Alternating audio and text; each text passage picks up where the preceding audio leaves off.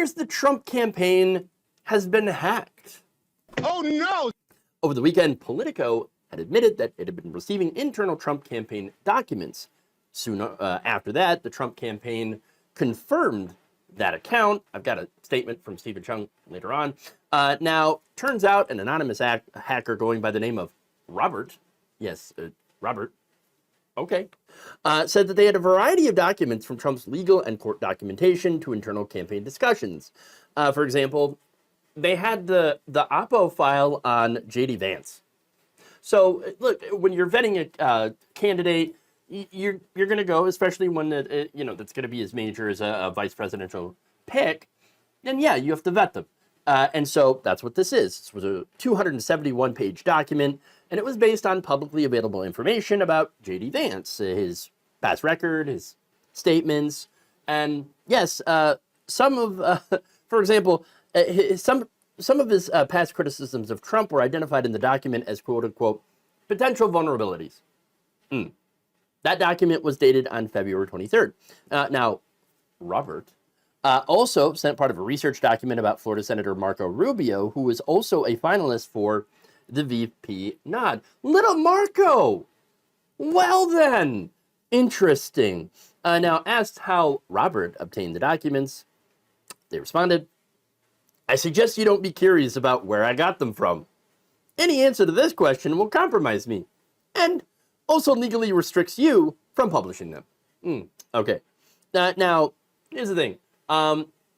Politico, if you're sitting on some juicy emails, why don't we see them? I mean, in the interest of journalism, of course, because this is a presidential election after all. And if you're somebody who's like, hey, why don't we, release Hillary's emails? If you're one of those people who wanted the release of Hillary's emails, and I did, by the way, because I was interested in seeing those, then, Trump's emails, fair game. I'm just saying, fair game. Now, that said, the Trump campaign is understandably furious because this was a hack, and that's not right. They pointed fingers, though, immediately to Iran. Because, of course, right? Now, first, here's Trump campaign spokesperson Steven Cheung saying in a statement to CNN, quote, "These documents were obtained illegally from foreign sources hostile to the United States, intended to interfere with the 2024 election and sow chaos throughout our democratic process." Okay. Anybody getting some deja vu vibes here? Just saying. Now, look, for Iran, we don't know that that's the case, right?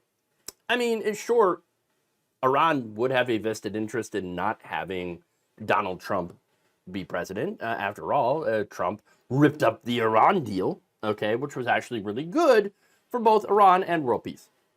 Just saying. Because, look, there were sanctions, and easing those sanctions is something that the Iranian government obviously wants to do. In exchange for, of course, having making sure that they don't develop nuclear weapons. I think not, a country like that not having nuclear weapons is a good thing. Donald Trump disagreed. That's why he ripped up the deal.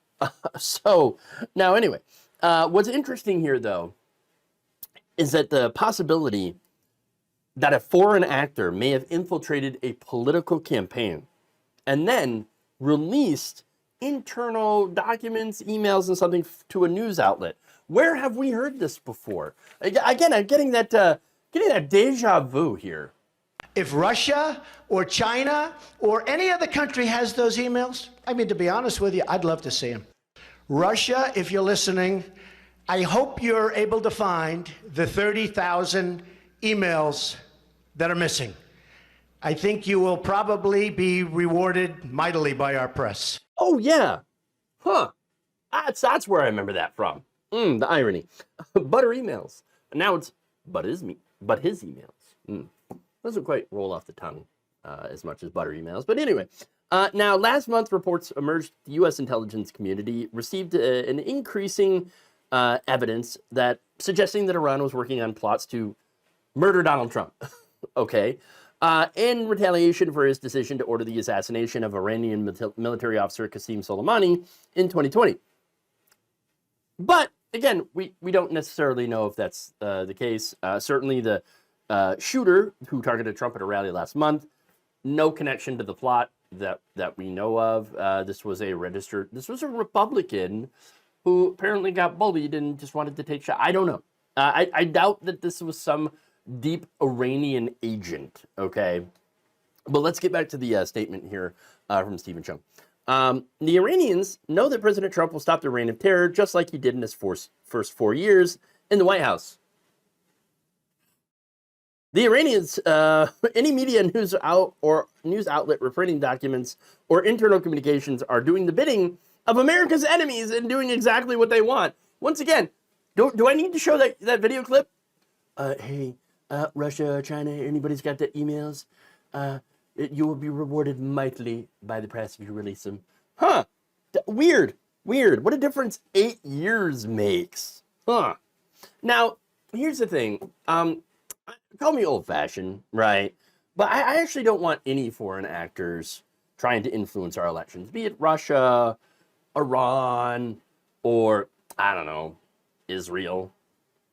And notice how the mainstream media seems to only have a problem with 2 of those countries interfering in our elections, not so much with Israel. There are literal PACs that are representing a foreign government that are spending millions of dollars to unseat black progressives.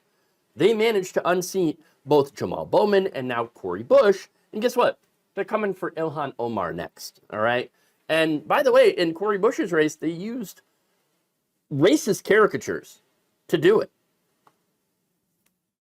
So, yeah, on the left, you have that photoshopped image from one of AIPAC's mailers versus the actual picture of Cori Bush. These mailers reviewed by The Intercept show images of Bush with distorted features, making her forehead look bigger and elongating her features and distorting her color. So I believe there was another mailer with Jamal Bowman that made his skin much darker. So, Now, The Intercept reports that AIPAC has grown to one of the single largest outside groups spending in primaries this cycle and has flooded Democratic primaries with millions of dollars, drawn largely from Republicans, right-wing billionaires, and mega donors. Let's not forget, again, that they are representing the interests of a foreign country, Israel. But we're not supposed to be mad at them. No, just Russia, just Iran. You know, again, I do believe that Russia attempted to influence our elections during the 2016 race. And of course, now you have Israel that's like, yeah, no, we're just going to openly do it. And now, of course, everybody's mad at Iran, even though we don't know for sure that Iran had anything to do with this. And so, that said, I think that it would be great if no one was allowed to influence our politics, including our own homegrown billionaires. Maybe we should get money out of politics. But anyway, that would be great. That said, Trump, not too happy about being the receiver of a hack.